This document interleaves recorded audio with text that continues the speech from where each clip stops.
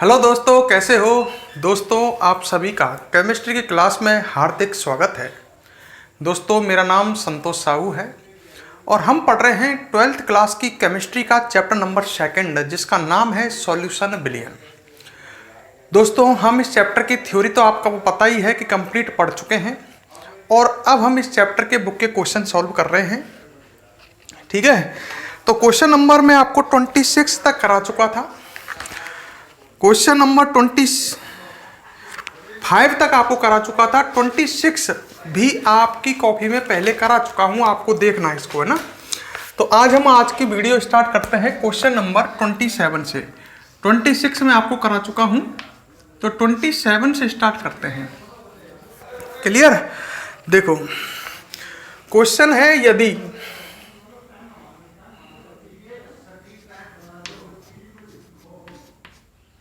CuS का विलेयता गुणनफल, question को देखना,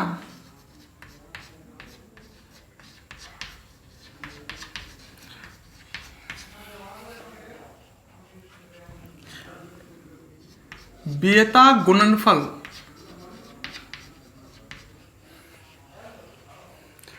यदि CuS का विलेयता गुणनफल 6 गुणा 10 की घात -16 है, तो जलीय विलयन में इसकी अधिकतम मोलरता ज्ञात करो। जलीय विलयन में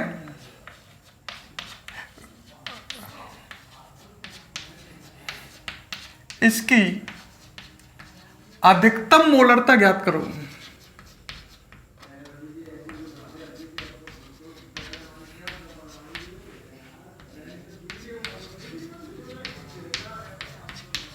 तो ये हमारे पास क्वेश्चन है। अब इसको ढंग से सुनो। देखो, ये क्वेश्चन जो है ये इस चैप्टर से रिलेटेड कम है, मतलब इस क्वेश्चन का कनेक्शन किसी अदर चैप्टर से है। एक 11th में चैप्टर आता है साम्य वाला, आयनिक रासायनिक साम्य वाला, उससे संबंधित है ये।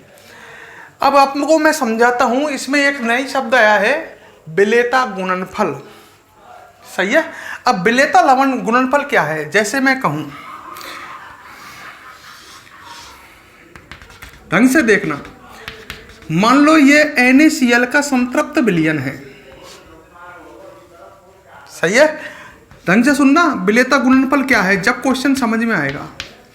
ये NaCl का संतृप्त विलयन है। संतृप्त विलयन कैसे बनेगा, मैंने पानी लिया, उसमें NaCl को घोला, जितना अधिकतम घुल सकता था उतना घुल लिया NaCl, तो ये बन गया संतृप्त विलयन। सही है। तो ये है NaCl का संतृप्त विलयन। संतृप्त विलयन का मतलब समझ गए, इस विलयन में विलेय की अधिकतम मात्रा है जो घुली हुई है। मतलब पानी में मैंने NaCl की जितनी मात्रा अधिकतम घुल सकती थी घुल ली, विलयन बन गया संतृप्त विलयन। अच्छा, इस विलयन में जो आयन है, आयन आपको पता है NaCl से ये Na+ और Cl- आयन आएंगे। भाई पानी में NaCl टूटेगा, Na+ लवण है ये, Na+ और Cl-। इस विलयन में Na+ और Cl- मतलब आयनों की सांद्रता का गुणनफल जो होगा वो कहलाएगा Ksp, जिसको बोलते हैं विलेयता गुणनफल। तो अपन कह सकते हैं किसी विलेयता गुणनफल क्या है, किसी संतृप्त विलयन में किसी लवण, किसी संतृप्त विलयन में किसी लवण की आयनों की सांद्रताओं का गुणनफल विलेयता गुणनफल है। शॉर्ट में कहूं, आयनों की सांद्रता का गुणनफल विलेयता गुणनफल कहलाता है। विलेयता गुणनफल संतृप्त विलयन के लिए शब्द है ये। संतृप्त विलयन में आयनों की सांद्रता का गुणनफल क्या कहलाता है, विलेयता गुणनफल। अच्छा, अगर मैंने NaCl की विलेयता S है, सोचना, इस संतृप्त विलयन में NaCl कितना घुला, S, इसकी विलेयता S है, तो NaCl जब S घुलेगा तो ये भी तो इस विलयन में इनकी सांद्रता भी तो एस होगी। मेरी बात सुनो, जैसे NaCl के मान लो इस विलयन में 2 मोल घुले तो Na+ के विलयन में 2 मोल बनेंगे और Cl- के भी तो 2 मोल बनेंगे, है। जो NaCl की विलेयता है एक तरह से, वो इनकी एक तरह से क्या हो गई, विलेयता मान सकते हो आप इनकी। तो Ksp का मान कितना आएगा, S²। S क्या है, फिर कहता हूं NaCl की विलेयता है। विलेयता मतलब मोलरता है। ध्यान करो, आपने एक बात को सुनना मेरे, आपने जब विलेयता को टॉपिक पढ़ा था तो वहां पर कहा था कि ठोस की द्रव में विलेयता जो है उसको मोलरता से प्रदर्शित करते हैं। ध्यान हो तो मेरी शब्द ध्यान करो। तो NaCl एक लवण है, एक ठोस है। ठोस की द्रव में विलेयता को मोलरता से व्यक्त करेंगे। अब मैं कह रहा हूं इसकी विलेयता मान लो 5 मोलरता, मोलरता मतलब 5 है, तो यही तो इसकी विलेयता है। इसकी इस विलयन में मोलरता 5 है, तो इनकी भी तो मोलरता 5-5 होगी, नहीं होगी क्या? ये विलयन में 5 बनेंगे और ये भी 5 बनेंगे। अरे इसके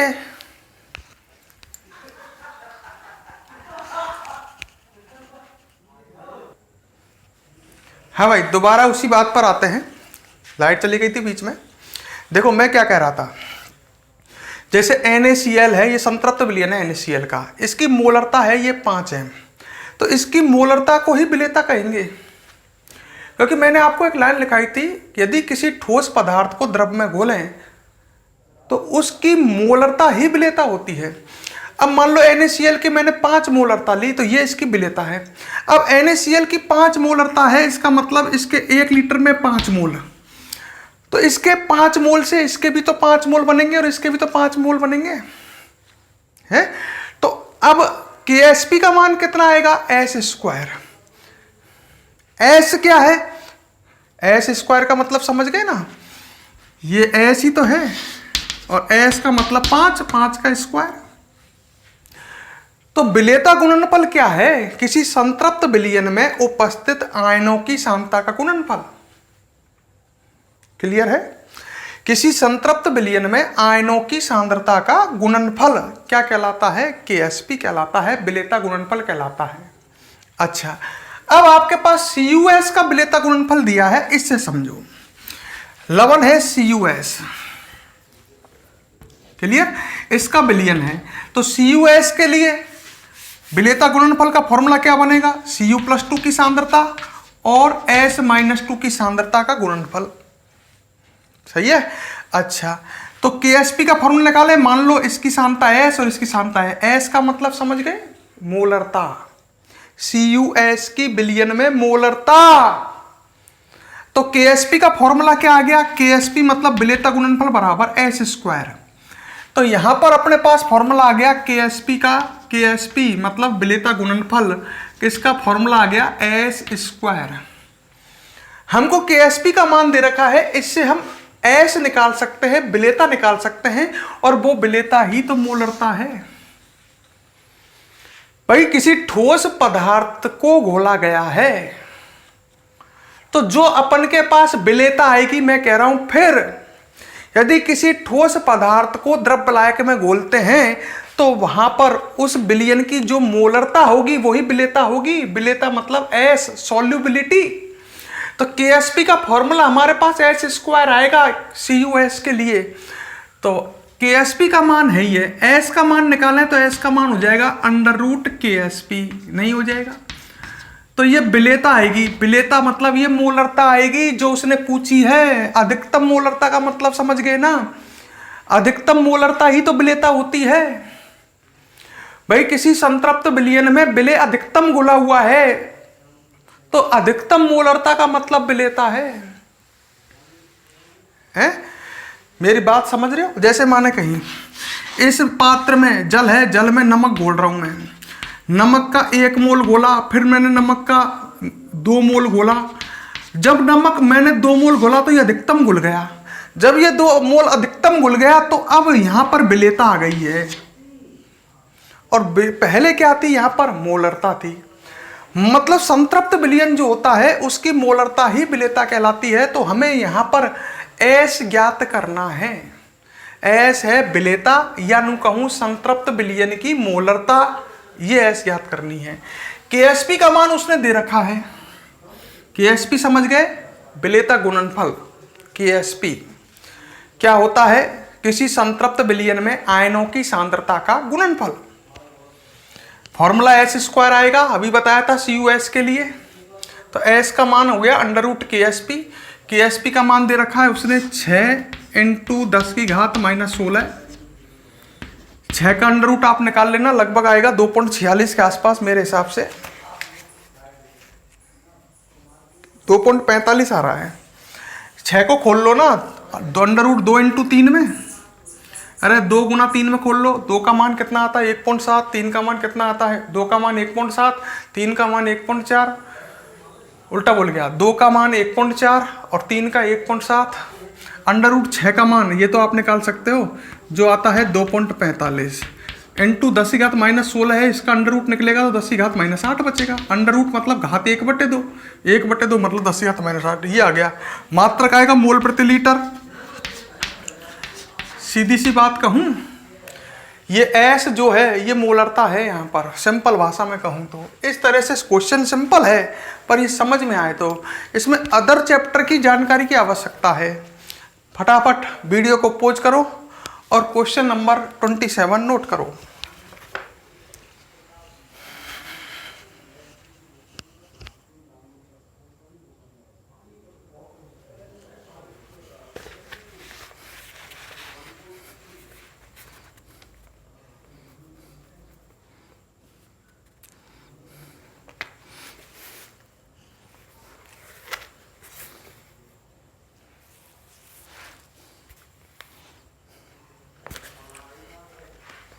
फटाफट वीडियो को पॉज करो, नोट करो। कर लिया?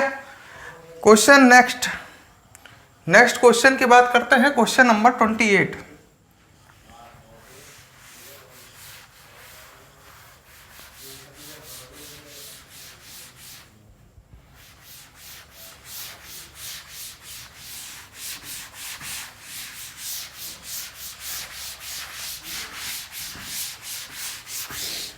चलो भाई, नेक्स्ट क्वेश्चन 28 नोट करें, लिखो। जब 6.5 ग्राम 6.5 ग्राम एस्पिरिन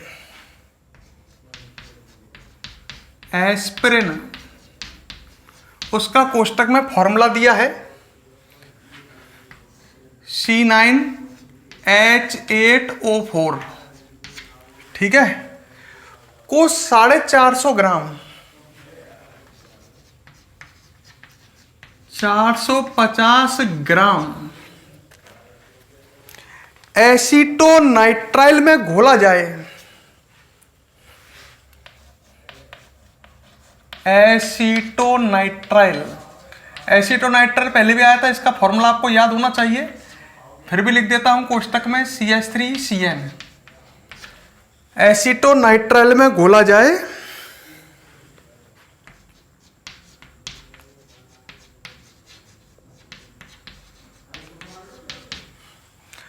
तो एस्पिरिन का एसीटोनाइट्राइल में भार प्रतिशत ज्ञात करो।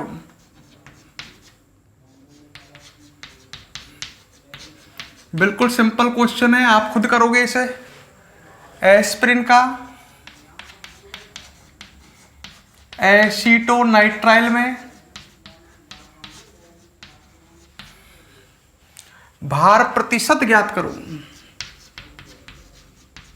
भार प्रतिशत मतलब द्रव्यमान प्रतिशत ज्ञात करना है।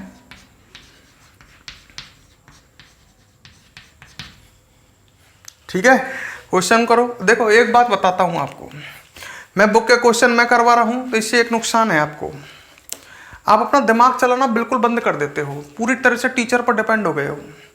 बिल्कुल सरल क्वेश्चन है पर उम्मीद क्या करते हो, दिमाग नहीं चल रहा कैसे करना है, जबकि मैं करूंगा जब ये बिल्कुल सरल लगेगा। तो अपने दिमाग को चलाओ, पूरी तरह से टीचर पर डिपेंड मत करो। अब वो क्या रहा है कि मैं ही सब सारे क्वेश्चन करा रहा हूं तो खुद करने की कोशिश ही नहीं करते, और जब मैं कोई क्वेश्चन करने के लिए कहता हूं तो दिमाग नहीं चलाते। करो, आंसर डालो कमेंट बॉक्स में क्या आता है, फटाफट करो, वीडियो को पॉज करके करो।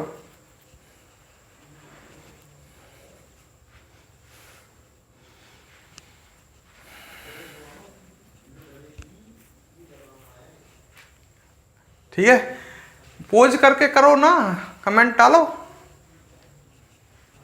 कैलकुलेटर की हेल्प ले लो कैलकुलेशन करने के लिए, फटाफट करो। पर देखो अब इधर सामने 6.5 ग्राम एस्प्रिन को 450 ग्राम एसीटोनाइट्राइल में घोला जाए तो विलायक तो हो गया एसीटोनाइट्राइल जो ज्यादा है, और विलय हो गया 6.5 ग्राम एस्प्रिन। अब एस्प्रिन का एसीटोनाइट्राइल द्रव्यमान प्रतिशत निकालना है, सही है। तो द्रव्यमान प्रतिशत का डायरेक्ट फॉर्मूला लगा लो, भार प्रतिशत का। द्रव्यमान प्रतिशत बराबर विलय का भार, डायरेक्ट कर रहा हूं मैं, है ना, या विलय का द्रव्यमान बटे बिलियन का द्रव्यमान, या बिलियन का भार इंटू 100%, यही फॉर्मूला है। विलय का द्रव्यमान प्रतिशत निकलवा रहा है ना वो एस्प्रिन का, तो विलय का द्रव्यमान बटे बिलियन का द्रव्यमान इंटू 100। द्रव्यमान प्रतिशत निकालें, क्या आएगा, द्रव्यमान परसेंट बराबर विलय का भार कितना है 6.5 ग्राम, बिलियन का भार कितना है, बिलियन का भार विलय प्लस विलायक का भार। अरे विलय है 6.5 ग्राम और विलायक है 450 ग्राम, तो विलय प्लस विलायक ये बिलियन का भार हो गया इंटू 100। आंसर परसेंट में आएगा, जितना भी आ जाए निकाल देना, इतने परसेंट। अब कितनों का सही था कमेंट में डालें।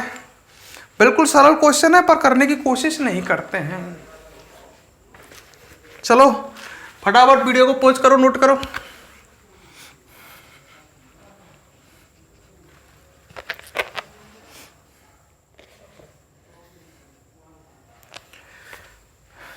ठीक है, खुद कर लो कैलकुलेशन।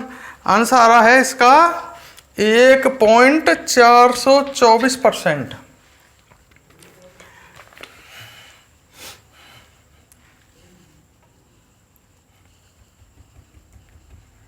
कर लिया। Next question 29।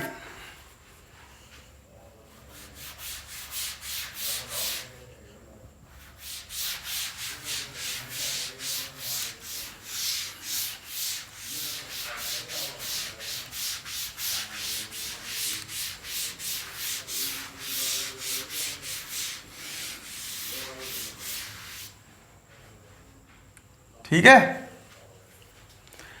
क्वेश्चन नंबर 2 वो 28 क्या है, 28 तो कर लिया है, 29 चलो। हाँ क्वेश्चन लिखो मेरे साथ साथ।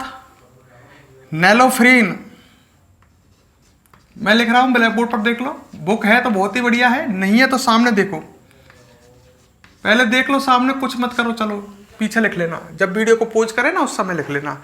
नेलोफ्रीन, उसका कोष्टक में फॉर्मूला दिया है C19H21NO3। ये कोई नेलोफ्रीन है ना, कोई औषधि है जो कि मॉर्फिन जैसी होती है।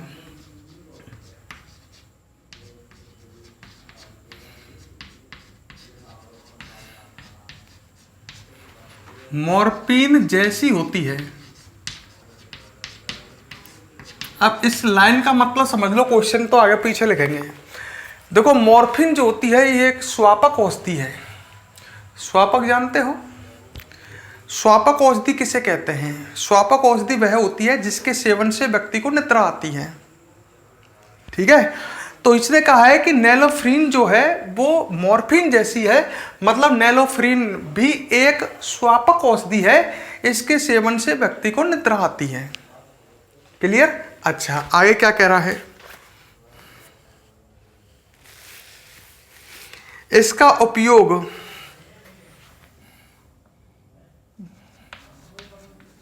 ठीक है, भाषा पर मत जाओ, इसका उपयोग स्वापक उपभोक्ताओं द्वारा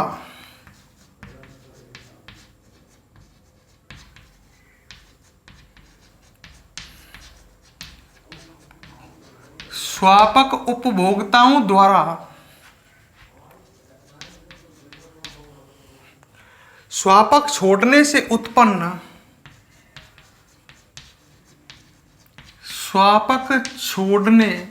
से उत्पन्न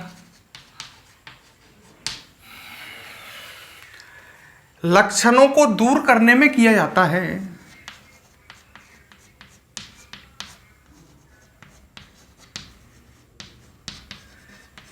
लक्षणों को दूर करने में किया जाता है।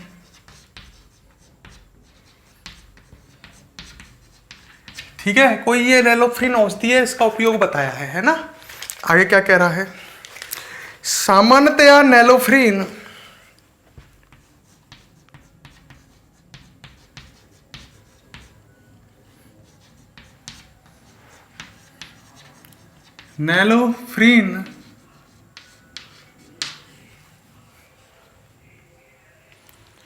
की 1.5 मिलीग्राम खुराक दी जाती है।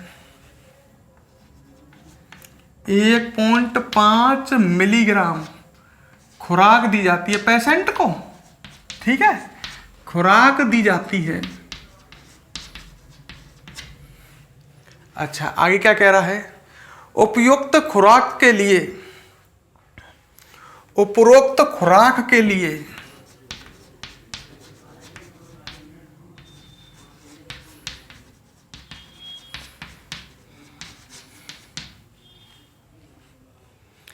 एक 1.5 इंटू 10 की पावर -3 मोलरता, स्मॉल m लिख रहा है, इसका मतलब मोलरता, जलीय विलयन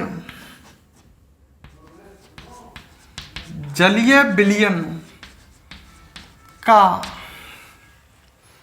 कितना द्रव्यमान आवश्यक होगा। क्वेश्चन सरल है।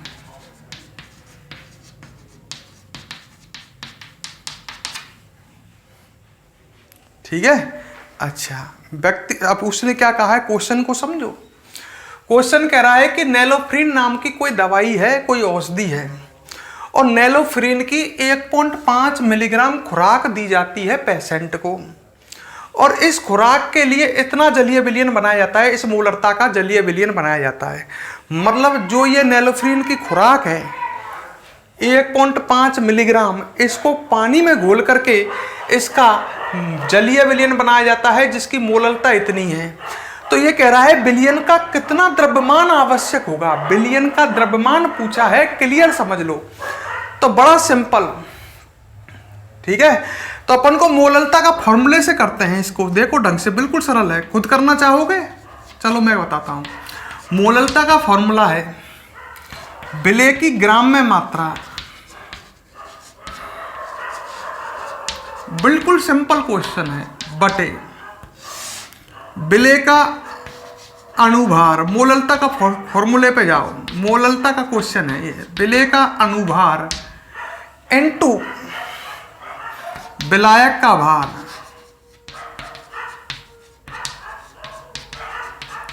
ग्राम में निकालें तो ऊपर कितने का गुना होगा, 1000 का। क्लियर, ये फॉर्मूला है।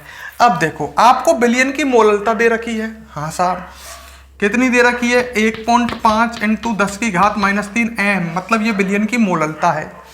विलय की ग्राम में मात्रा, विलय कौन है उस विलयन में, विलय तो ये नेलोफ्रिन है, इसकी ग्राम में मात्रा कितनी रखोगे, 1.5 इंटू 10 की घात -3 ग्राम। ये मिलीग्राम में है, जबकि हमें विलय की ग्राम में मात्रा लेनी है। मिलीग्राम है तो मिली के लिए सिंबल क्या आएगा, 10 की पावर -3, विलय की ग्राम में मात्रा आ गई। इनटू ऊपर में कौन है, 1000, 1000 मतलब 10 की पावर 3, ये तो कट गया। चलो, विलय का अणुभार, अणुभार निकालने के लिए हमारे पास फॉर्मूला है इसका, मैं इधर निकाल लेता हूं रफ में, C19H21NO3, विलय यही तो है नेलोफ्रिन, इसका अणुभार निकालना है। एक कार्बन का परमाणु भार कितना होता है, 12, तो 19 का कितना हो जाएगा, 12 गुना 19। एक कार्बन का परमाणु भार 12 होता है, तो 19 का कितना हो जाएगा, 12 गुना 19, प्लस एक हाइड्रोजन का 1, तो 21 हाइड्रोजन का 21 हो जाएगा, प्लस नाइट्रोजन का परमाणु भार 14, प्लस एक ऑक्सीजन का 16 होता है, तो 3 का कितना हो जाएगा, 48। इसको सोल्व कर लो, पहले ये गुना कर लो, फिर सबको जोड़ दो। तो इसका आ जाएगा हमारे पास अणुभार जो आएगा 311। कितना आएगा? 311। तो इसको लिख रहा हूं मैं, इसको सॉल्व कर लेना, 311 आ जाएगा। N2 विलायक का भार, विलायक के भार के लिए चलो सिंबल दे देता हूं WB, विलायक का भार। ठीक है, तो आपके पास विलायक का भार नहीं है इसमें, तो विलायक का भार निकाल लो। सही है, तो WB निकाल लो। WB निकालने के लिए कैसे निकालोगे? WB बराबर आ जाएगा, ये नीचे बटे में चला जाएगा, 1.5 इंटू 10 की पावर -3 इंटू में 1000 बटे में 311। अच्छा, और ये गुने में आ जाएगा, ये 1.5 इंटू 10 की पावर -3। ये तो ये कट गया, 1.5 से 1.5 कट गया, तो ऊपर 10 की पावर -3 जब ऊपर, या इससे इसको काट लो यार, एक ही बात है, इससे ये काट लो, 1.5 से 1.5 कट जाएगा, तो बचेगा 1000 बटे 311। और 1000 बटे 311 को जब आप सॉल्व करोगे तो ये आएगा, 1000 बटे 311 को सॉल्व करोगे, कोई गड़बड़ हो गई क्या मुझ पर?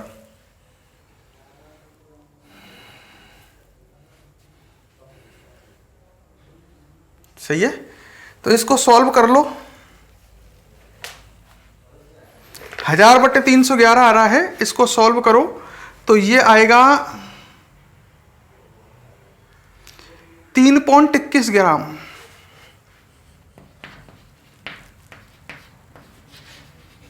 है, ये किसकी ग्राम में मात्रा आई है? विलायक की आई है। पर आपसे पूछा किसका है? विलयन का द्रव्यमान। अब विलयन का द्रव्यमान निकालना है तो विलय के द्रव्यमान में आप, ये तो विलायक का द्रव्यमान है और इसमें विलय का द्रव्यमान आपके पास है ही है, इसको जोड़ दो। सही है, मैं इधर कर देता हूं, भले ही आगे करना है तो। सही है, उसने पूछा है विलयन का कितना द्रव्यमान, तो विलयन का द्रव्यमान अगर मैं निकालूं तो विलय और विलायक का द्रव्यमान जोड़ दूंगा। ये विलायक का द्रव्यमान है 3.21 ग्राम और विलय का है 1.5 इंटू 10 की पावर -3 ग्राम।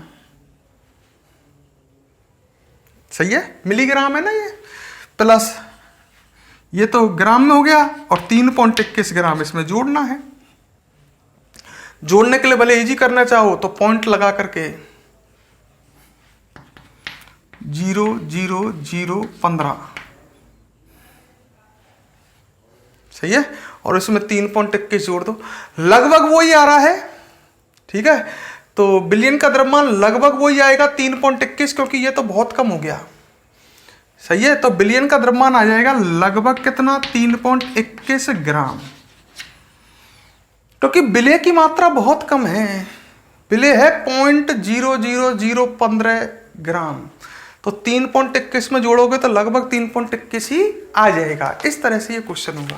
तो फटाफट इसको नोट कर लो वीडियो को पॉज करके, फिर हम आगे बढ़ेंगे। क्लियर? बड़ा सिंपल क्वेश्चन है, कोई कठिन नहीं है।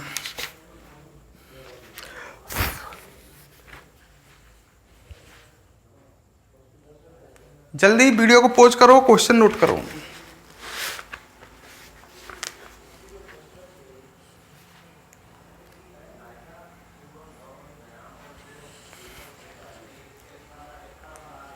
पॉज करके नोट कर लिया ना?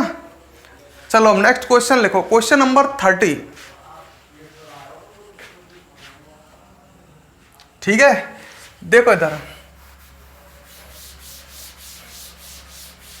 पॉज करके नोट किया करो, मैं बार बार कहता हूं।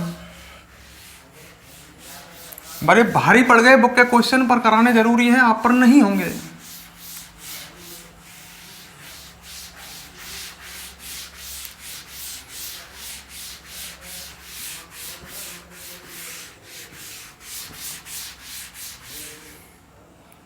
ठीक है, नेक्स्ट क्वेश्चन, क्वेश्चन नंबर 30। चलो भाई, क्वेश्चन क्या है? बिल्कुल सरल है, आप करोगे। लिखो पहले, बेंजोइक अम्ल का मेथेनॉल में, बेंजोइक अम्ल, इसका कुछ फॉर्मूला नहीं दे रखा है पर मैं आपको बता देता हूं। बेंजोइक अम्ल इस तरह का होता है, ये बेंजीन रिंग है और इससे COOH जुड़ रहा है, COOH, ये बेंजोइक अम्ल है। बेंजीन विलय है ये, पर इससे एक H निकल गया तो इसका फॉर्मूला क्या बचा, C6H5। अरे बेंजीन होती है C6H6 पर एक H हटके ही तो COOH जुड़ रहा है, तो इसका फॉर्मूला हो गया C6H5 C2OH। तो इसका फॉर्मूला ये हो गया एक तरह से बेंजोइक अम्ल का। ठीक है, तो बेंजोइक अम्ल का आपने फॉर्मूला निकाल लिया C6H5COOH। नहीं दे रखा है पर मैंने आपको समझा दिया है। अब क्वेश्चन में आगे क्या कह रहा है, बेंजोइक अम्ल का मेथेनॉल में,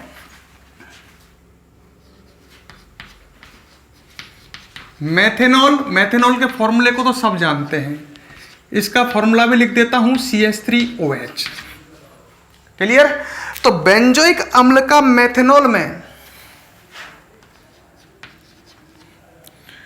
250 ml, कितना, 250 ml 0.15 m 0.15 कैपिटल M मोलरता है, पहचानो। स्मॉल m होती तो मोलरता। बिलियन बनाने के लिए, बिलियन बनाने के लिए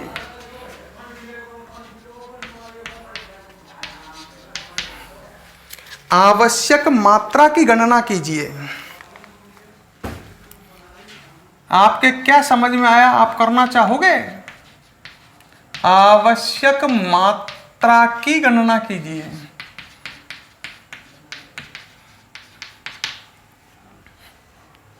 अब पहले विलेय और विलायक देखो। बेंजोइक अम्ल का मेथेनॉल में, तो विलेय और विलायक कौन है? विलेय है बेंजोइक अम्ल और मेथेनॉल है विलायक। ऐसे कहते हैं ना, जैसे NaCl का जल में, तो NaCl विलेय होता और जल क्या होता, विलायक। तो यहां पर बेंजोइक अम्ल विलेय है और मेथेनॉल विलायक है। 250 ml मतलब ये बिलियन है। 250 ml 0.15 m उसकी मोलरता इतनी है, बिलियन है। बिलियन 250 ml है जिसकी मोलरता इतनी है। आवश्यक मात्रा ज्ञात करें तो बेंजोइक अम्ल की आवश्यक मात्रा ज्ञात करनी है।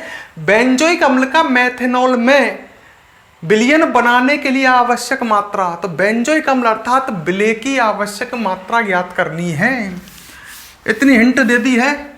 वीडियो को पॉज करो, मुझे सॉल्व करके बताओ फटाफट। वीडियो को पॉज करो और सॉल्व करो।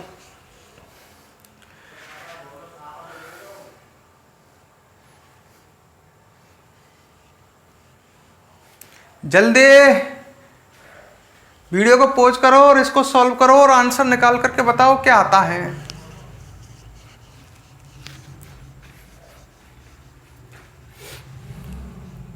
कर लिया? चलो भाई डायरेक्ट लगाऊं मैं तो क्वेश्चन में ना, आप लिख लेना क्या क्या दिया है उसने। बिलियन की मोलरता दे रखी है, बिलियन का आयतन दे रखा है, तो डायरेक्ट मोलरता है तो मोलरता के फॉर्मूले से हो जाएगा। मोलरता बराबर क्या फॉर्मूला है, विलेय की ग्राम में मात्रा। अरे यही तो पूछी है, विलेय बेंजोइक अम्ल है उसकी आवश्यक मात्रा पूछी है, तो विलेय की ग्राम में मात्रा इस आपसे पूछी है, बटे विलेय का अनुभार। विलेय बेंजोइक अम्ल है, गलती मत कर जाना। गलने विलेय को मेथेनॉल समझ लेते हैं विलेय को। अरे बेंजोइक अम्ल विलेय है, विलेय का अनुभार इनटू बिलियन का आयतन। अगर ml में दिया हो तो ऊपर कितने का गुना करोगे, 1000 का। सही है। अब कर लो, हमें विलेय की ग्राम में मात्रा निकालनी है, तो क्या फॉर्मूला बन जाएगा विलेय की ग्राम में मात्रा। इसके लिए सिंबल ले लेता हूं, चलो। मोलरता के लिए कैपिटल M, विलेय की ग्राम में मात्रा WA, विलेय का अनुभार MA है इनटू 1000 इनटू बिलियन का आयतन B ml में है। सही है। तो हमें WA ज्ञात करना है। WA बराबर विलेय की ग्राम में मात्रा, क्या फॉर्मूला बन जाएगा, M बिलियन की मोलरता इनटू MA विलेय का अनुभार इनटू Bml। ये तो गए दोनों सब ऊपर, बटे में नीचे कौन आएगा? 1000। मान रखो आंसर पाओ। विलेय की मोलरता कितनी है? देखो 0.15। क्लियर? विलियन की मोलरता रख दी हमने 0.15। अच्छा, और क्या क्या है? इनटू एम ए मतलब विलेय का अनुभार। विलेय बेंजोइक अम्ल अनुभार निकाल लो। 6 कार्बन है, एक कार्बन का परमाणु भार 12 है, तो 6 का कितना हो जाएगा? 12.60, 12 6 की 72, प्लस 5 हाइड्रोजनों का 5, प्लस 1 कार्बन का 12, प्लस 2 ऑक्सीजन है, 1 ऑक्सीजन का 16, 2 का 32, प्लस 1 हाइड्रोजन का 1। ठीक है, तो इनको जोड़ लो जिससे आपके पास बेंजोइक अम्ल का आ जाएगा अनुभार 122 आएगा। क्लियर? 122 आ जाएगा। तो विलेय के ग्राम में मात्रा ज्ञात करनी है। m का मान रख दिया हमने 0.15, सही है। N2 विलेय का अनुभार अभी ऊपर सोल्व करके निकाला 122 N2 BmL। विलियन का आयतन, विलियन का आयतन कितना दिया है देखना, 250 ml बटे नीचे 1000। सॉल्व कर लो, जो भी आए लिख देना। क्लियर? 250 से ये कितनी बार कट जाएगा? 4 बार। और आगे कर लो आप, जो भी सॉल्व करना है आंसर आ जाएगा। जो भी आए वो बता देना, वो ग्राम में आएगा।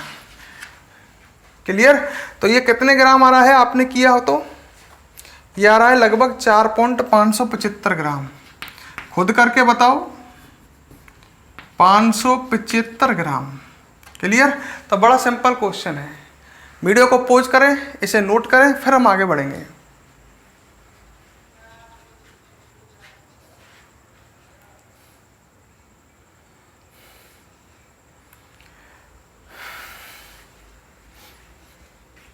और हैं 10-20 क्वेश्चन हैं, एक वीडियो में और हो जाएंगे लगभग।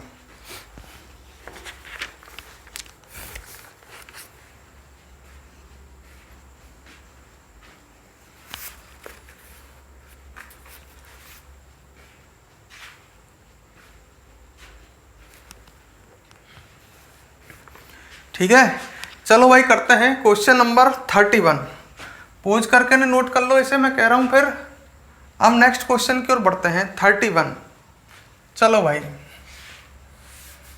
जब पोज करने की कहूं फटाफट पोज कर लिया करो, है ना।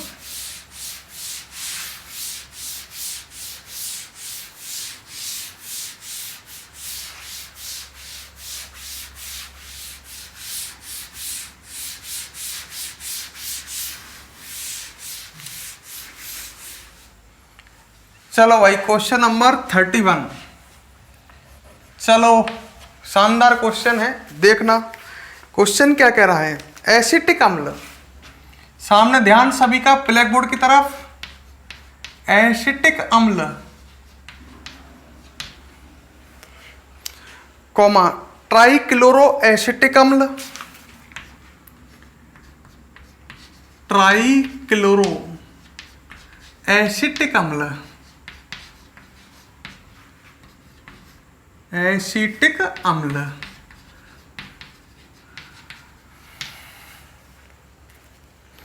और ट्राइफ्लोरो एसिटिक अम्ल,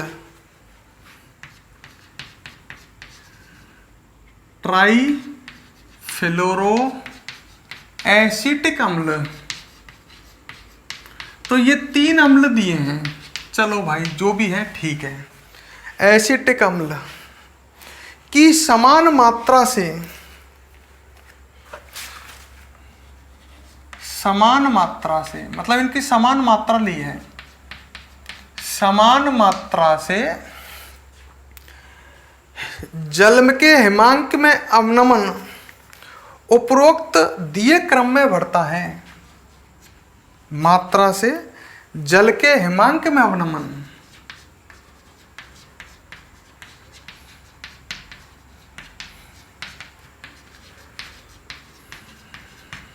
जल के हिमांक में अवनमन उपरोक्त दिए क्रम में बढ़ता है।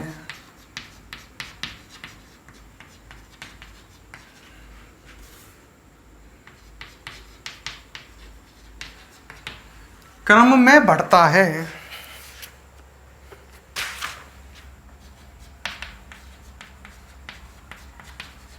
ठीक है। अच्छा, इसको संक्षेप में समझाना है। क्वेश्चन ये है,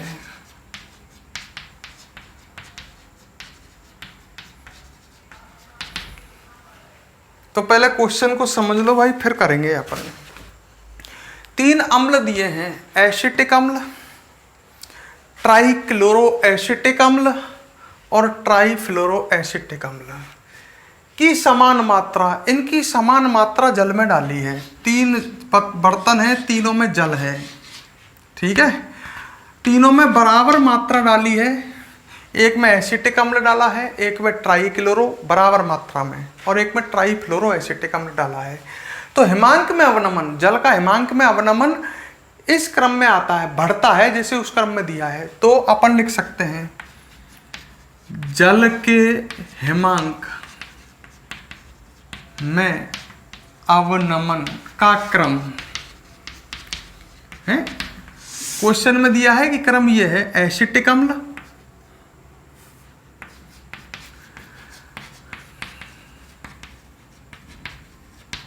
ठीक है, क्लियर। हिमांक का क्रम यही तो है, अवनमन का क्रम एसिटिक अम्ल, फिर ट्राइक्लोरो एसिटिक अम्ल,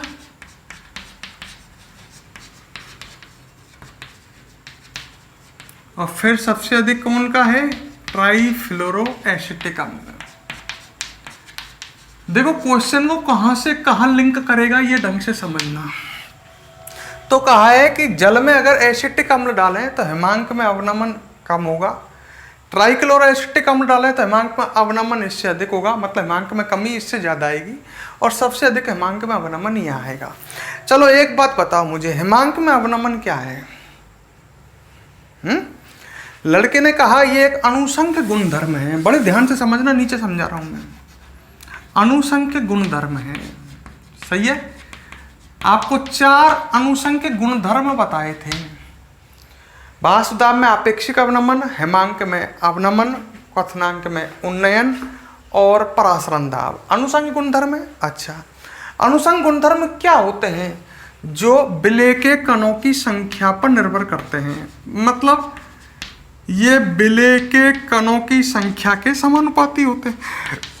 ऐसे पढ़ा था, अनुसंख्य गुणधर्म वे होते हैं जो विलेय के कणों की संख्या पर निर्भर करते हैं, उनके समानुपाती होते हैं। आप देख लो अनुसंख्य गुणधर्म कोई भी देख लो, उसमें विलेय के मोल ऊपर आता है। परासरण दाब पाई बराबर CRT है, तो पाई तो परासरण दाब अनुसंख्य गुणधर्म हो गया। सी सांद्रता है, उसका फॉर्मूला क्या होगा, विलेय के मोल बटे विलयन का आयतन। तो विलेय के मोल मतलब विलेय के कणों की संख्या ऊपर आएगी। कोई से में भी देख लो आप, आपने पढ़ा हिमांक में अवनमन डेल्टा TF बराबर KF इंटू मोललता। तो मोललता को खोलेंगे तो विलेय के मोल बटे विलायक का भार, तो विलेय के मोल ऊपर आ जाएंगे। अनुसंख्य गुणधर्म विलेय के कणों की संख्या के समानुपाती है। अच्छा, अब बात को सुनो,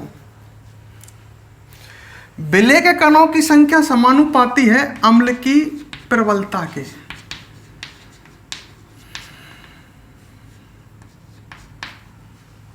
अब ये कैसे है?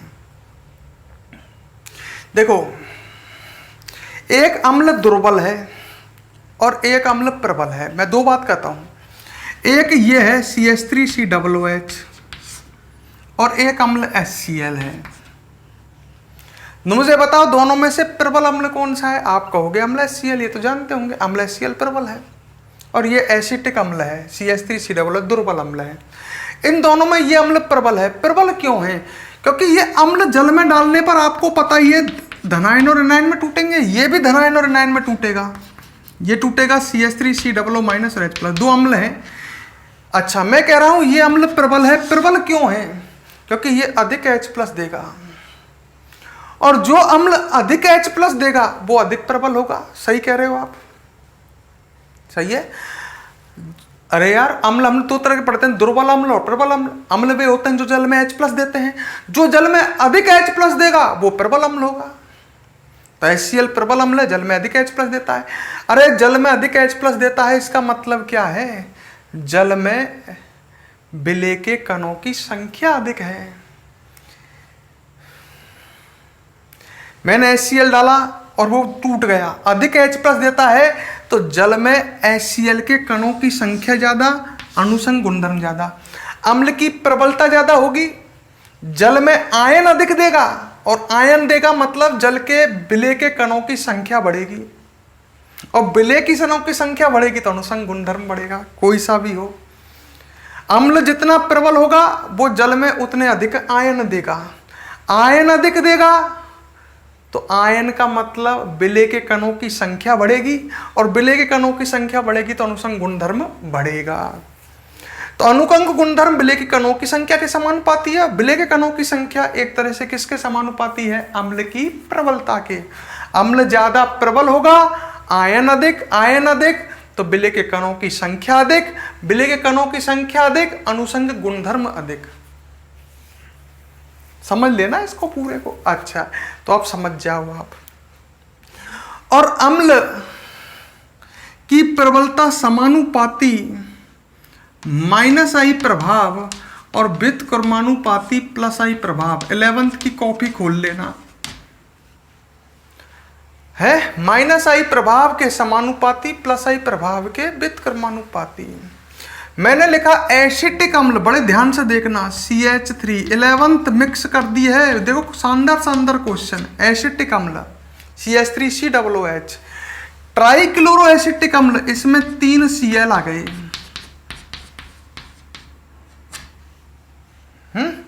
और ट्राइफ्लोरो एसिटिक अम्ल, इसमें 3 फ्लोरीन आ गए। मैं हर चीज को लिख रहा हूं। जब आप इधर से इधर जा रहे हो -I प्रभाव बढ़ रहा है, ढंग से देखो। इसमें ये चीज तो सब में कॉमन है। इसमें 3 हाइड्रोजन का कोई प्रभाव नहीं, इसमें 3 Cl का -I प्रभाव होता है, इलेक्ट्रॉन खींचने का प्रभाव। 11th में जाओ। और यहां में 3 F का, फ्लोरीन का -I प्रभाव ज्यादा होगा, फ्लोरीन अधिक विद्युत ऋणी है, तो फ्लोरीन का -I प्रभाव, इलेक्ट्रॉन खींचने का प्रभाव सबसे ज्यादा होगा। है 3 फ्लोरीन इलेक्ट्रॉन खींचेगा। अब -I प्रभाव बढ़ रहा है इधर से इधर जाने पर, तो आप समझ सकते हो अम्लीयता बढ़ रही है। और जब अम्लीयता बढ़ेगी मतलब -I प्रभाव बढ़ेगा तो अम्ल की प्रबलता बढ़ेगी। अम्ल की प्रबलता बढ़ेगी तो अम्ल अधिक टूटेगा। अम्ल जितना अधिक प्रबल होगा अधिक टूटेगा। विलेय के कणों की संख्या बढ़ेगी, अनुसंग गुणधर्म बढ़ेगा। तो आप समझ गए कि इधर से जल के हिमांक के अवनमन का क्रम ये क्यों आ रहा है? क्योंकि जब हम इधर से इधर जा रहे हैं तीनों अम्लों में, तो क्या बढ़ रही है? प्रबलता बढ़ रही है। -I प्रभाव बढ़ रहा है, अम्ल की प्रबलता बढ़ रही है। ये सबसे प्रबल अम्ल है। प्रबलता बढ़ेगी तो इसके आयनों की, विलेय के कणों की संख्या अधिक होगी इसमें, और विलेय के कणों की संख्या ज्यादा होगी तो अनुसंग गुणधर्म अर्थात हिमांक में अवनमन सबसे अधिक इसी का तो आएगा। समझ लो ढंग से भाई। इधर से इधर जा रहा हूं तीनों अम्लों में, देखो ये स्ट्रक्चर बना रखी है। -I प्रभाव बढ़ रहा है, यहाँ हाइड्रोजन का कोई प्रभाव नहीं, यहाँ क्लोरीन का -I, यहाँ फ्लोरीन का -I और अधिक। तो इधर से इधर जाने पर -I प्रभाव बढ़ेगा, अम्ल की प्रबलता बढ़ेगी। है तो अम्ल की प्रबलता जब बढ़ रही है तो अम्ल की H+ त्यागने की प्रवृत्ति सबसे अधिक इसकी होगी, मतलब ये जल में सबसे अधिक आयन बनाएगा, तो विलेय के कणों की संख्या बढ़ेगी। अनुसंग गुणधर्म मतलब कौन सा अनुसंग गुणधर्म? हिमांक में अवनमन बढ़ेगा। सही है। तो मैंने समझाया, इसको समझने की कोशिश करो। इसके लिए मैंने ये कंसेप्ट लिखाया। अब मैं इसका आंसर लिखाता हूं। पहले आप एक काम करो, कुछ मत लिखो।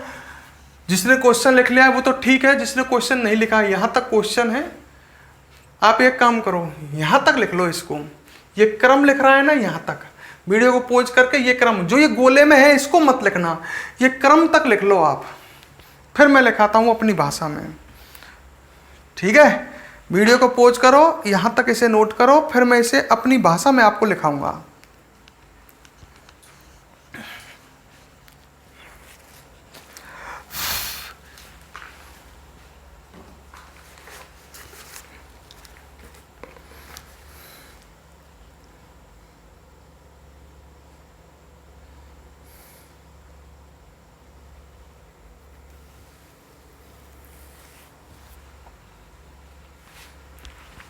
लिख लिया।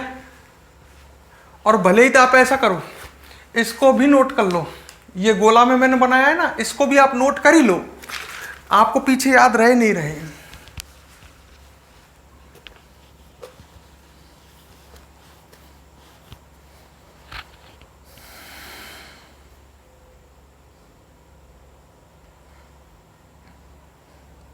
ठीक है, अब मैं लिखाता हूं, लिखो, इसमें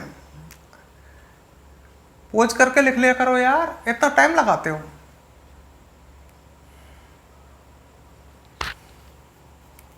ठीक है, अब मैं लिखाता हूं, लिखो नीचे, लिखो ट्राईफ्लोरो एसिटिक अम्ल।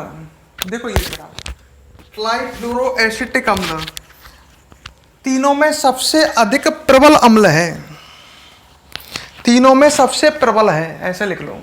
और मैंने समझाया था क्योंकि इसका माइनस आई प्रभाव सबसे अधिक है, अतः ये तीनों में सबसे अधिक प्रबल है। ट्राईफ्लोरो एसिटिक अम्ल तीनों में सबसे प्रबल है, अतः जल में ये सबसे अधिक वियोजित होगा। आपको समझाया था, सबसे अधिक टूटेगा ये जल में, और अम्ल जितना अधिक प्रबल होगा अधिक टूटेगा, अतः जल में यह सबसे अधिक वियोजित होगा, अर्थात अधिक कण उत्पन्न करेगा। बिल्ली के कण बढ़ेंगे कि नहीं बढ़ेंगे, अर्थात अधिक कण उत्पन्न करेगा।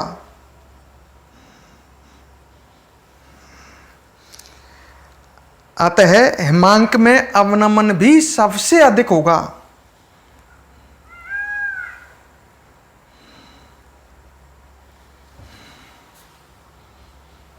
सबसे कम होगा, सबसे अधिक होगा, हिमांक में अवनमन भी सबसे अधिक होगा। अनुसंग गुणधर्म विलेय के कणों की संख्या के समानुपाती है।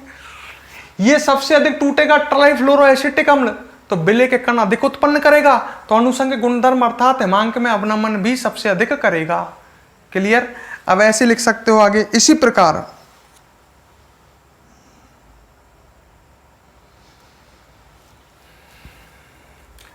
अब किसके बारे में लिखो, ट्राईक्लोरो एसिटिक अम्ल, ट्राईक्लोरो एसिटिक अम्ल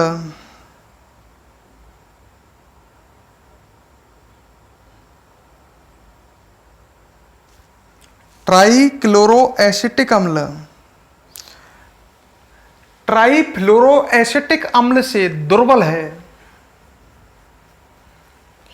सही है, ट्राईक्लोरो एसिटिक अम्ल ट्राईफ्लोरो एसिटिक अम्ल से दुर्बल है, अतः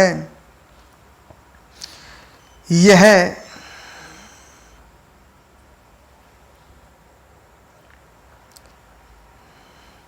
तुलनात्मक रूप से कम वियोजित होगा। किसकी तुलना में? इसकी तुलना में तुलनात्मक रूप से कम वियोजित होगा।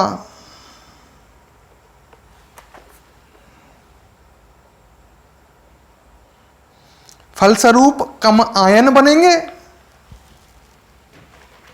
कम आयन बनेंगे, अतः हिमांक में अवनमन भी कम करेगा।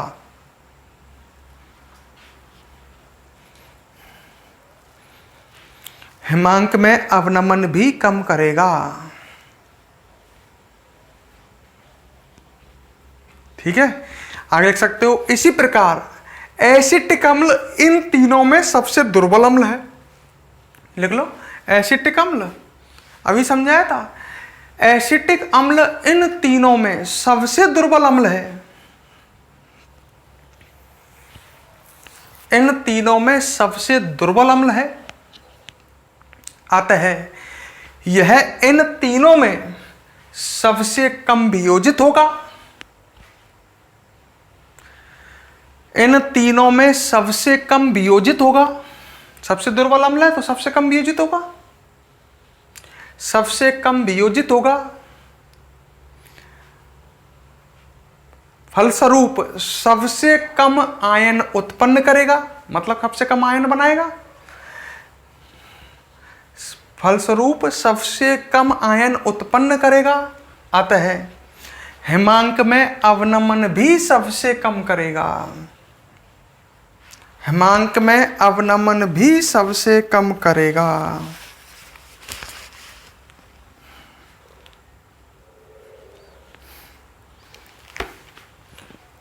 ठीक है,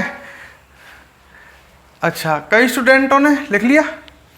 वीडियो को अब तक लाइक नहीं किया है, कंजूसी कर रहे हो ना, वीडियो पर कमेंट कर रहे हो कि टीचर कैसा पढ़ा रहा है, हम झापझूप हो रहे हैं गर्मी में, पर नहीं, कोई रेस्पॉन्स नहीं, सब अपनी मस्ती में लगे हुए हैं। लगे रहो, लाइक और कमेंट करो यार। अब हम आपसे नेक्स्ट क्लास में मिलते हैं, ठीक है। क्वेश्चन अगला हो नहीं पाएगा, नेक्स्ट क्लास में मिलेंगे।